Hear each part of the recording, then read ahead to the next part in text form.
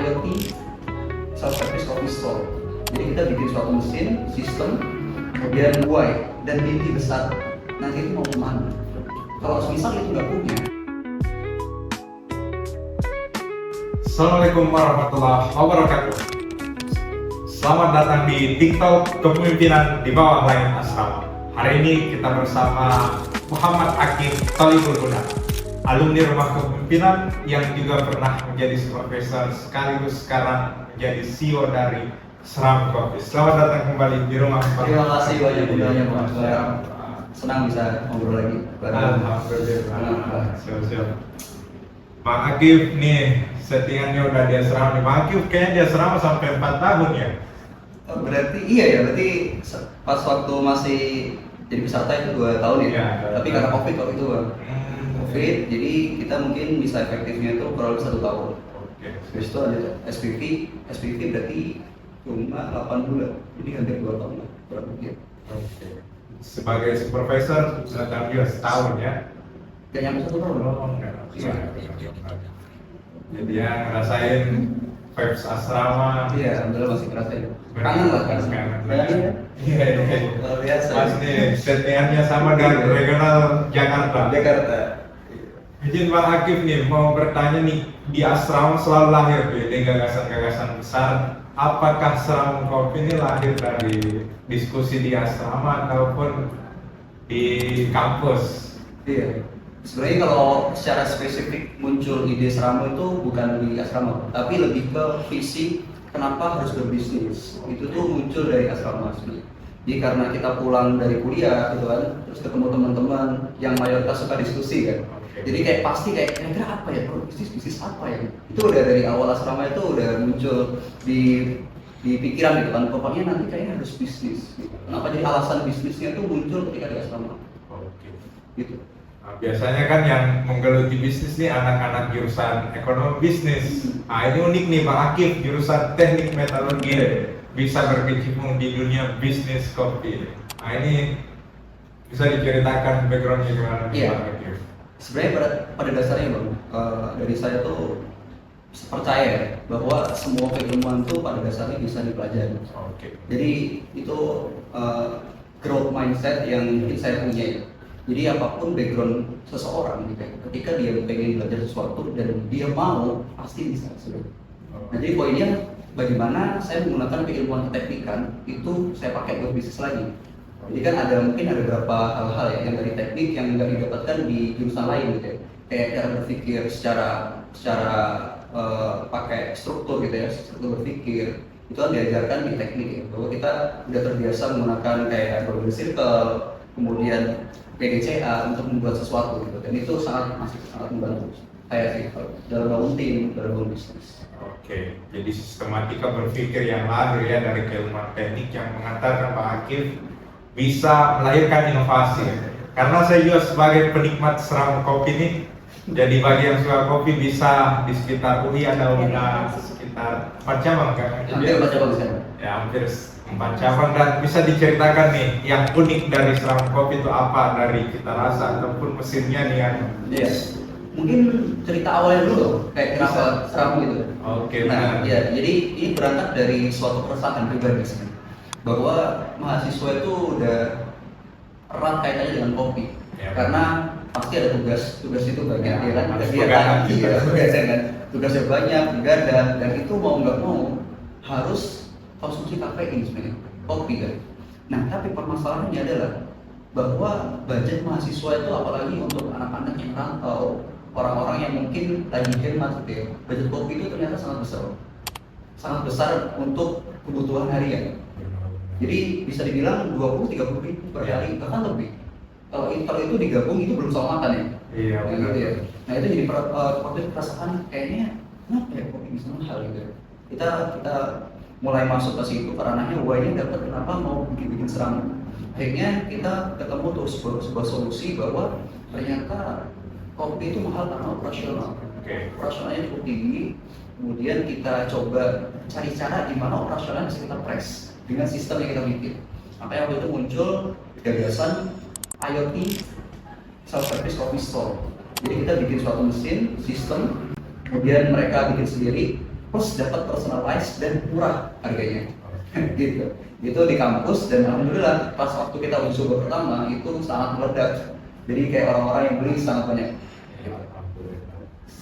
Jadi perpaduannya teknologi dan juga keresahan nih terkait mahasiswa yang butuh kopi untuk begadang. Waduh, keren banget nih Bang Akif.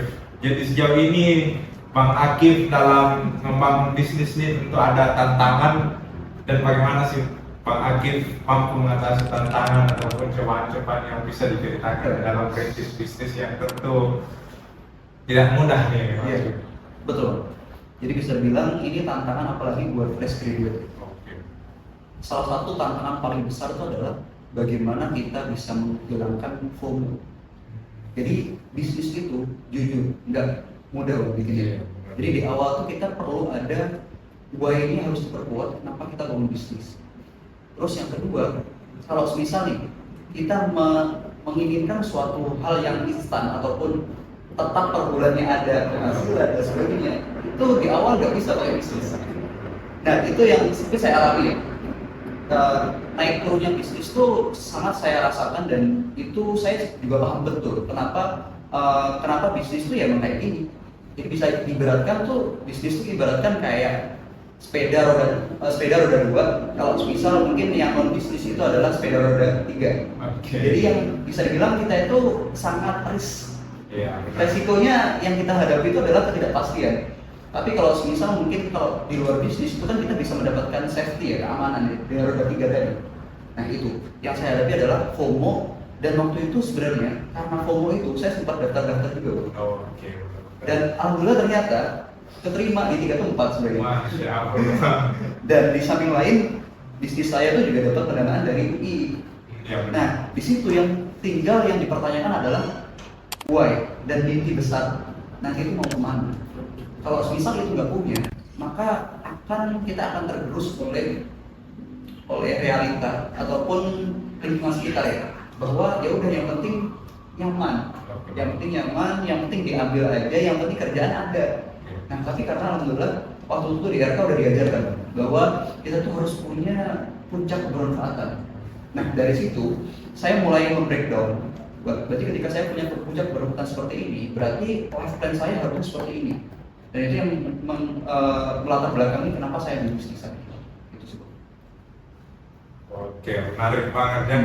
Jadi godaan untuk bisa berkarir langsung di dunia profesional dan dunia bisnis tetap dijawab oleh Bang Akif untuk bisa konsisten di bisnis yang telah dijalankan. Nah ini kunci konsistensi nih Bang Akif, karena banyak tentu kadang kita dilema nih antara pilihan, bahkan ada istilah tuh life quarter crisis kan. Iya. Bang Akif bisa tetap meniti jalan yang dicita-citakan, tuh way-nya tadi bisa diceritakan kira-kira Bang. Iya. Jadi salah satu ya ini saya terima kasih juga buat RK luar biasa ya dalam memasukkan idealisme kepada pesertanya gitu ya. Kenapa kita mengambil kontribusi tersebut gitu. Kenapa kita harus berbisnis, kenapa orang harus profesional, itu kita diajarkan bahwa kita harus cari why-nya dulu. Jadi kalau yang salah satu yang mendasari kenapa saya paling pengen bisnis Bang, karena lebih ke ini kan, kalau dalam Islam itu ada ibaratkan ini, kita ada zakat penghasilan, ada zakat mal gitu kan. Gimana kalau 2,5% ini akan bernilai sangat besar ketika kita punya penghasilan besar. Jadi itu yang mendasari. Jadi dari hal kebermanfaatan apa yang bisa saya kasih ke lingkungan sekitar, mungkin minimal mungkin dari zakat, tapi zakatnya itu bukan zakat cuma formalitas, tapi zakat untuk memberikan kebermanfaatan dan bantu banyak orang. Dan itu ketika saya coba cari banyak tools untuk menuju ke sana, ya salah satunya ternyata bisnis. Bisnis itu salah satu tujuan goal utamanya adalah bagaimana kita bisa zakat 2,5%-nya itu 100 juta. Gitu loh. Jadi itu yang mungkin ini ya, jadi cita-cita besar saya. Kenapa saya bangun bisnis? Bahkan ada tuh yang mengatakan 9 dari 10 rezeki ada di pengusaha ya. Masya Allah. Nah ini Bang Akif nih, yang menarik dia dari Bang Akif nih, profil dari Bang Akif terkait Abang None Jakarta dari Pulau Seribu. Masya Allah. Bisa diceritakan dia nih Bang Akif, alurnya mengapa tiba-tiba bisa menjadi Abang None? Iya. Jadi sebenarnya pertama ini ya, sekarang tuh era serba digital. Dan karena era serba digital, personal branding itu sangat penting. Personal branding dan kemampuan public speaking, penyampaian dan menjadi representasi dari warga. Jadi itu waktu itu yang mendasari kenapa saya mencari banyak tools untuk bisa coba improve skill saya. Meskipun saya dulu juga ikut di organisasi ya, tapi menurut saya konteksnya itu berbeda. Ketika di abang itu kita langsung terjun ke masyarakat, kita mempromosikan ke orang-orang luar untuk ayo main ke Jakarta. Nah itu skill yang intinya kita belajar untuk coba kita coba kita memposisikan diri sebagai wisatawan yang mau datang ke Jakarta. Jadi kita ini berangkat dari kebutuhan masyarakat terhadap suatu wisata gitu. Dan itu saya pelajari, kemudian saya juga belajar terkait public speaking, kemudian personal branding. Itu sangat ada kaitannya erat ya dengan sekarang yang saya lakukan. Jadi ternyata dari abang none saya dapat banyak kepercayaan untuk bisa ngisi sebagai public speaker, sebagai master of ceremony dan juga moderator. Karena tadi wawasan yang di abang none itu kita diajarkan memang kita harus bisa di semua aspek ya, pariwisata iya, ekonomi iya, pemerintahan iya, itu semua kita pelajari kok. Kita pelajari dan kita di karantina untuk belajar itu. Dan itu ternyata sangat berguna ketika setelah saya selesai abang none ngambil 1 tahun dan itu sampai sekarang masih berguna. Seperti itu. Ya, banyak ya kegiatan yang master of ceremony bahkan pengisi acaranya di Bang Akif. Nah, kalau tadi abang non ini dari Kepulauan Seribu, memang Bang Akif ini dari Kepulauan Seribu? Enggak, Bang. Oh, gitu kan? Sebenarnya bukan. Jadi waktu itu sebenarnya berangkat dari tempat di Jakarta mana sih yang sebenarnya tuh punya potensi yang cukup tinggi untuk sebenarnya orang-orang tuh biar tahu bahwa Jakarta itu punya suatu tempat yang luar biasa. Iya. Jadi berangkat dari situ, Bos. Bukan. Jadi saya mencoba mempelajari. Ketika saya memutuskan untuk daftar di Abang None Pulau Seribu, berarti di situ memang saya percaya bahwa tempat ini yang akan saya pelajari, saya akan dalami untuk saya sebarluaskan ke masyarakat sekitar. Gitu. Jadi lebih berangkat dari situ sih. Oke. Jadi bisa diceritakan kalau Bang Akif ini sebenarnya dari mana nih daerahnya Bang Akif? Iya, sebenarnya saya rantauan dari Jawa Timur. Iya, saya rantauan dari Jawa Timur dan kebetulan sekarang udah berdomisili di Jakarta, di Jabodetabek, di Depok sekarang di Leji. Sekolahnya kemarin masih di Jawa Timur? Saya sama di Jawa Timur. Oke, Masya Allah. Kalau ini kan udah pakai baju Abang None banget nih. Bisa kalau salam Abang None apa yang khas dari Abang None yang bisa diberikan kepada sobat pemimpin? Ada salam takzim namanya. Oh, Salam takzim. Gimana tuh salam? Salam takzim itu biasanya identik dengan kayak kegagahan gitu ya. Jadi gagah. Jadi ada salam takzim, salam sembah. Jadi salam takzim itu biasanya gini. Jadi apa? Assalamualaikum gitu. Assalamualaikum. Iya. Yang khas Jakarta ya. Assalamualaikum warahmatullahi wabarakatuh. Iya. Itulah salam takzim dari Bapak di Jakarta tahun 2023. Assalamualaikum. Assalamualaikum. Gitu. Menarik. Kan yang aku tahu itu dari pemilihan duta-duta gitu biasanya ada pertunjukan bakat nih. Oh, iya. Benar nih? Iya, betul. Nah, jadi dulu Bang Akif dia nampilin bakat apa coba diceritakan ke sobat pemimpin yang Iya. belum berbakat nih bisa lihat bakatnya Bang Akif. Sebenarnya setiap orang tuh pasti punya bakat ya. Wah, ini Pasti bagus. punya bakat. Bagus. Tapi kita kan ada tahapan yang namanya itu untuk mengeksplorasi diri, ada namanya finding me. Oh iya, Ya, jadi kita harus mencari tahu sebenarnya diri kita tuh punya hal apa yang perlu kita eksplor keluar gitu. Oke. Dan waktu itu sebenarnya sempat kepikiran mungkin opsinya ada lumayan banyak ya. Ya. Tapi waktu itu saya memutuskan untuk kayaknya ini jarang deh dipakai oleh orang lain untuk unjuk bakat. Ya, biasanya macam puisi ya, itu yang best. Betul. Jadi waktu itu saya memutuskan untuk unjuk bakatnya itu adalah ngaji, Masya Allah. sholawatan, Nah, tapi ada nyanyi juga. oh. Jadi gitu. Jadi waktu itu yang saya lihat adalah saya waktu itu diminta untuk sholawatan, terus di tes juga ada ngaji ya, sama perform terakhir itu nyanyi. Nyanyi lagu apa nih Bang? Waktu itu apa ya? Bro? Lupa lagi bro. Lagu Arab kan dia. Lagu ini lagu pop. Oh, lagu pop. Iya. Jadi ini tips yang menarik juga nih dari Bang Akif bahwa semua orang punya bakat dan Bang Akif bisa mengombinasikan bakatnya.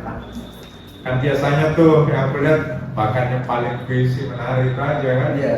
Ini nanti sekaligus Nah, ini yang sangat menarik ya dari Bang Akif.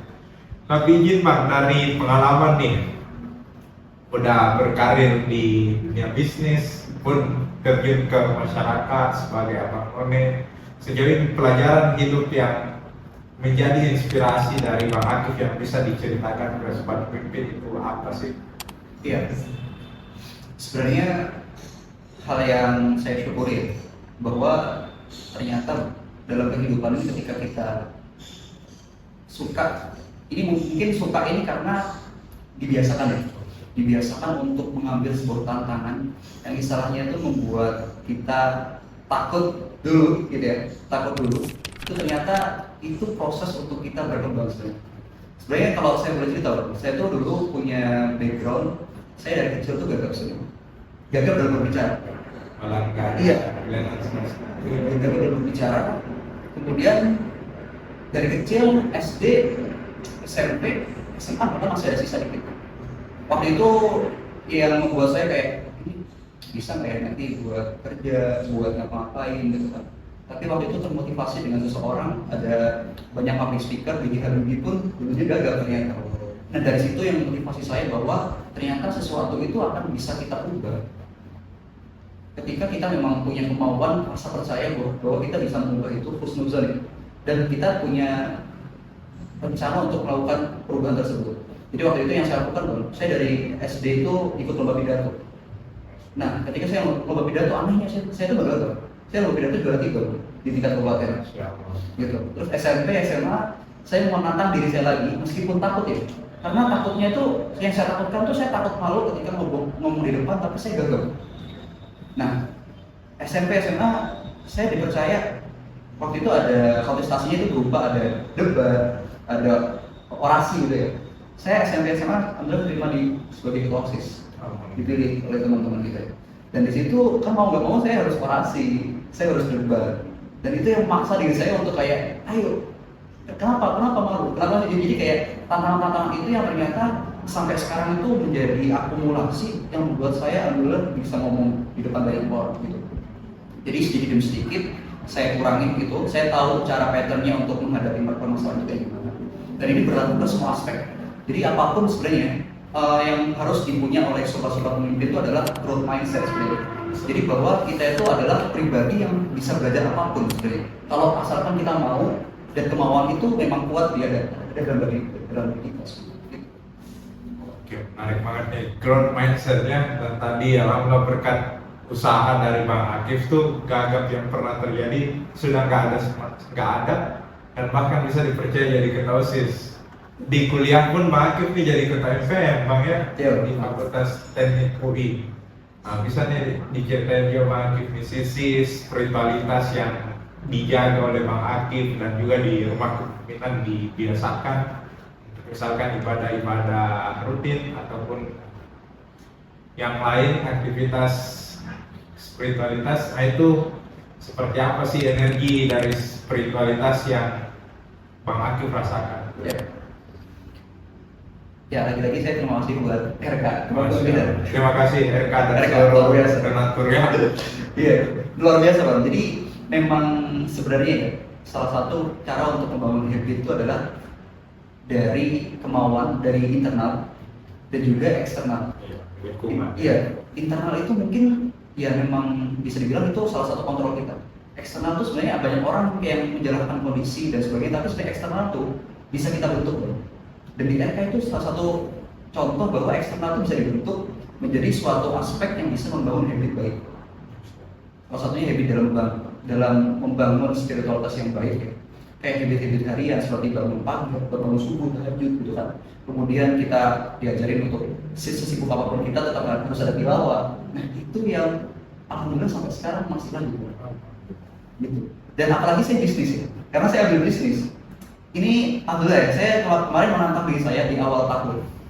Semoga ini bukan menjadi suatu saya ingatkan bukan untuk sombong, tapi untuk kayak yang alhamdulillah saya bersyukur dan semoga bisa menjadi motivasi bahwa dari awal tahun saya mengatur mindset saya, sesibuk apapun saya, semalam apapun saya tidur, saya bakal bisa bangun pagi tahajud. Dan itu efeknya Bang, ketika satu amalan itu, misal amalan-amalan yang mungkin ini ya, yang mungkin tertinggal, itu efeknya itu di bisnis kerasa banget. Omsetnya, penjualan ya, ini real. Nah, kenapa? Dan ini ternyata ada penelitian ya. Ini ada penelitian bahwa ternyata rata-rata orang pebisnis itu tingkat spiritualitasnya lebih tinggi daripada yang di luar bisnis. Karena emang sengaruh itu ketika mungkin nih, oh ternyata misal skip duha misal, itu nanti sore itu udah kelihatan, oh omsetnya kok nggak seperti biasa ya. Nah itu udah kayak gitu loh. Jadi aspek spiritualitas gitu ya, itu sangat berpengaruh di dalam kehidupan saya. Dan itu saya sangat bersyukur bahwa jadi terus diingatkan.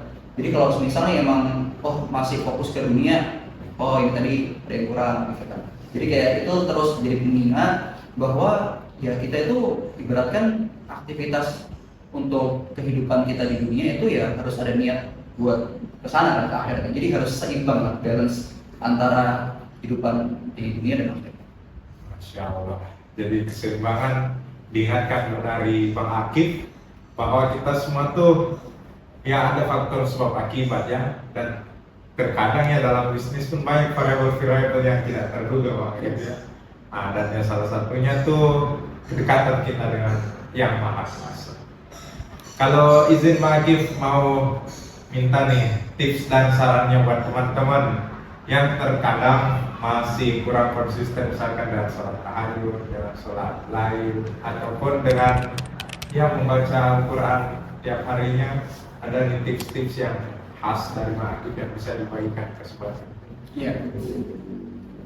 Tips pertama mungkin yang pengen saya sarankan ya, jangan menunggu diingatkan oleh Allah ya, dengan suatu hal yang mungkin akan kita ingat seumur hidup, supaya kita kembali ke Allah lagi.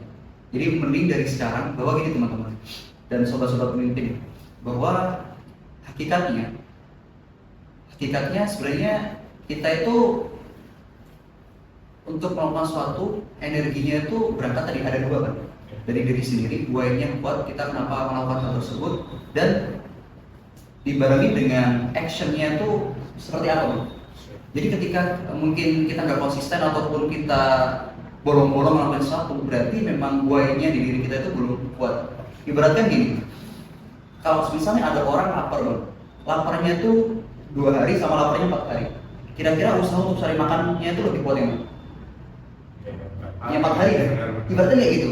Jadi yang membuat saya terus melakukan habit-habit itu supaya nggak bolong dan tetap konsisten adalah bagaimana kita membuat diri kita itu sangat lapar untuk sesuatu, entah itu lapar untuk terus beribadah, lapar terus untuk mempelajari skill-skill baru, dan harapannya tadi kita itu akan menjadi apa yang kita lakukan kecil sedikit demi sedikit di hari ini.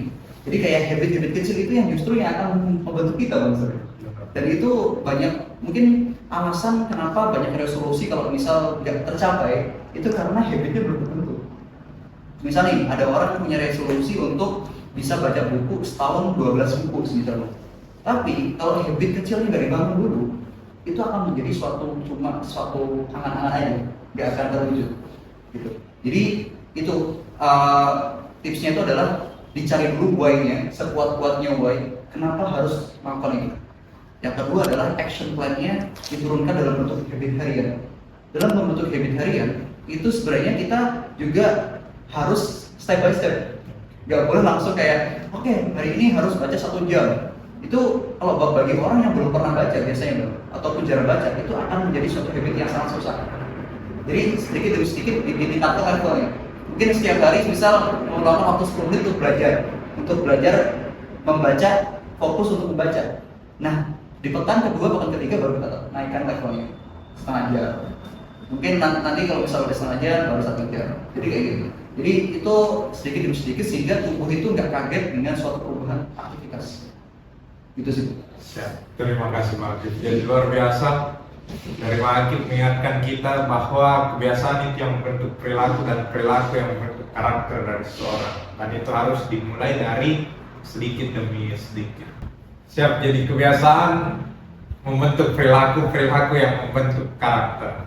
Terima kasih Bang Akif nih. Terkait selanjutnya nih karakter kepemimpinan yang selalu diberikan di rumah kepemimpinan dan beragam agendanya. Dalam memimpin tim, bagaimana sih tips dari Bang Akif ataupun best practice dari Bang Akif yang bisa diceritakan kepada sobat pemimpin? Ya, ini sangat menarik dan lagi-lagi saya mau ucapkan terima kasih buat rumah pemimpin. Luar biasa. Ini salah satu waktu itu ya, yang disampaikan oleh salah satu pendiri dari rumah pemimpin juga ya, bahwa kita itu harus berproses menjadi pemimpin yang memanusiakan manusia. Itu yang sampai sekarang saya pegang, bahwa ternyata pada hakikatnya menjadi pemimpin itu adalah suatu seni untuk mempengaruhi orang lain. Dan karena itu seni, itu tuh perlu yang namanya eksperimen sebenarnya. Jadi untuk membentuk suatu gimana sih cara kita bisa menginfluence teman-teman kita tanpa mungkin mereka merasa disuruh loh. Jadi mereka tuh akan tergerak dengan sendirinya karena mereka merasa memiliki apa yang sama dimiliki oleh foundersnya. Jadi bisa dibilang nih, ketika saya di MPM, ketika saya di Serambu, hal pertama yang selalu saya sampaikan adalah idealisme arah ini tuh mau kemana kita.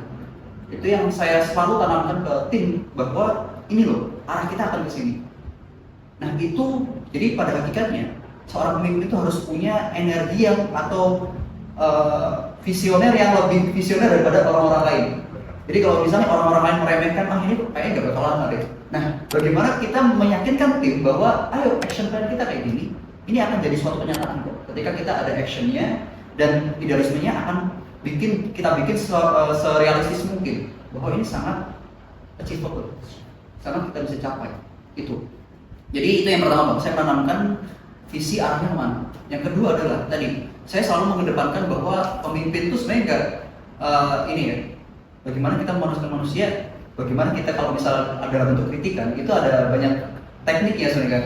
Ada yang sandwich method misalnya, itu bagaimana kita bisa mempengaruhi orang lain, mengkasih kritik, tapi orang yang kita kasih kritik itu nggak merasa dikritik.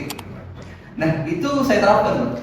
Jadi ibaratkan, alhamdulillah ya di tim saya mungkin di Serambu itu nggak ada yang merasa terintimidasi, merasa disalahkan, tapi itu sama-sama bagaimana, ayo ini ada aspek kosong, minta tolong ya dilengkapi, tapi overall udah oke banget, terima kasih untuk. Jadi saya selalu mengajarkan ke para direksi, ke teman-teman tim saya, selalu apresiasi para pegawai-pegawai kita, kemudian kasih bentuk apresiasi itu banyak, bisa dalam bentuk ucapan, bisa dalam bentuk misal kita beli makan siang atau apapun itu menjadi bentuk bahwa yang penting itu adalah bagaimana kita membangun loyalitas dalam tim gitu. Jadi tadi ya, memanusiakan manusia itu yang menjadi dasar, yang menjadi sekarang menjadi prinsip saya dalam membangun tim, gitu sih. Oke. Nah ini nih, mau ngulik dari tim kamu di Serambu nih, kebanyakan anak RK atau teman-teman FT? Kebanyakan bukan anak RK, tapi ada anak RK 1. Oh ada. Iya. Gitu. Pun dalam dinamika tadi membentuk tim ataupun mengarahkan tim pada visi yang kita inginkan, biasanya kan kita terkendala oleh yang ketidaksamaan visi tadi. Nah, gimana nih cara dari Bang Akif untuk bisa menginfluence lebih lanjut dengan visi yang lebih jelas dari Bang Akif sendiri? Oke. Ya ini pada dasarnya memang founder itu kan yang harus punya ini ya, yang harus punya visinya terlebih dahulu secara luasnya itu seperti apa. Tapi saya selalu mengimani bahwa gini bro, bahwa dalam hakikatnya ketika kita berjalan, ya visi itu akan tetap sama. Yang mungkin yang nanti yang akan kita obrol, diskusikan dengan tim, dengan direksi itu adalah bagaimana untuk mewujudkan visi tersebut. Sebenarnya kalau visi itu udah nggak bisa diotak-atik. Iya benar. Jadi arahnya ke sini. Oke, ini biasanya ini ngomongin dari founder. Nah, untuk action plan-nya ke sana, itu kan ada namanya strateginya untuk di sana. Nah, itu yang saya sangat membutuhkan masukan dari teman-teman tim. Dari itu akan saya libatkan mereka. Untuk ini kira-kira strategi gimana? Apakah kita butuh pivot? Apakah kita butuh ini? Nah, itu yang saya selalu melibatkan tim, bahwa mereka supaya merasa bahwa emang tim ini ya kita kerja dalam tim. Bukan cuma saya menginstruksikan, tapi enggak. Saya selalu kira-kira pendapat kamu gimana? Dari sektor, misal dari sektor marketing, dari sektor operasional, itu saya libatkan semuanya. Gitu. Itu. Siap. Jadi strategi kepemimpinan yang partisipatif gitu Ya. dari Bang Akif ya. mampu melibatkan seluruh stakeholders yang ada dan juga memberikan partisipasi sehingga hadir loyalitas. Menarik banget Pak Agif. Tips kepemimpinan bagi kita semua. Izin Pak Agif untuk closing statement nih. Kami minta pesan dan kesannya atau harapannya kepada sobat pemimpin dimanapun berada. Silahkan. Ya. Di salah satu hal yang saya dapat pesan juga ya dari salah satu dari guru saya, bahwa salah satu yang mahal di dunia ini adalah waktu. Waktu itu kenapa sangat mahal? Karena banyak pun orang-orang yang udah, mungkin bisa bilang ya, orang yang udah punya harta, orang yang punya kekuasaan di luar sana, bahkan mereka akan rela menukarkan itu dengan waktu, mengorbankan waktu. Jadi bisa dibilang, karena untuk sobat-sobat pemimpin yang masih, mungkin kita yang seusiaan ya, yang masih anak-anak muda, jadi 20-an, 30-an itu terlihatnya masih muda, bahwa lebih ke sangat penting teman-teman untuk mencari tujuan akhir kebermanfaatan kita di dunia ini mau ngapain. Itu sangat penting, dan jadi jangan sampai kita cuma sekedar ya udah yang penting kita kerja, yang penting kita berkeluarga, pensiun, menikmati pensiun. Nah, tapi lebih ke bagaimana tadi kita kembali ke fitrah, bahwa sebaik-baik manusia adalah mereka yang bermanfaat buat orang lain. Jadi bisa dibilang itu yang bisa kita kembangkan secara luas. Mau bentuknya seperti apa, teman-teman bisa mau tulis buku, teman-teman mau bisa buka lapangan pekerjaan, masih banyak banget yang bisa kita lakukan. Dengan tadi mengembangkan sebaik-baik manusia adalah yang bermanfaat bagi orang lain. Itu sih Bang. Itu yang menjadi alasan buat saya yang terus, insya Allah terus melakukan ini yang terbaik ya, untuk membantu Indonesia ya dalam mengatasi permasalahannya dan melalui bisnis ramah COVID. Siap, terima kasih Pak Agif atas pesannya dan inspirasinya yang sungguh sangat mind-blowing ya kalau bahasa Indonesia sekarang. Dan semoga bermanfaat bagi kita semua. Dan kita doakan untuk usaha dan bisnis dari Pak Agif dan Serama Kopi secara menyeluruh bisa semakin sukses. Amin. Cabangnya ada di mana-mana dan semakin bermanfaat bagi banyak orang. Dan jangan lupa bagi sobat pemimpin yang ada di sekitar Jabodetabek, silahkan kunjungi Serama Kopi yang ada Instagramnya nanti dibagikan linknya. Untuk konten kita, berikan share, subscribe dan like-nya, komentar juga jika ada masukan. Sampai jumpa di episode selanjutnya. Assalamualaikum warahmatullahi wabarakatuh. Salam Tazim. Assalamualaikum.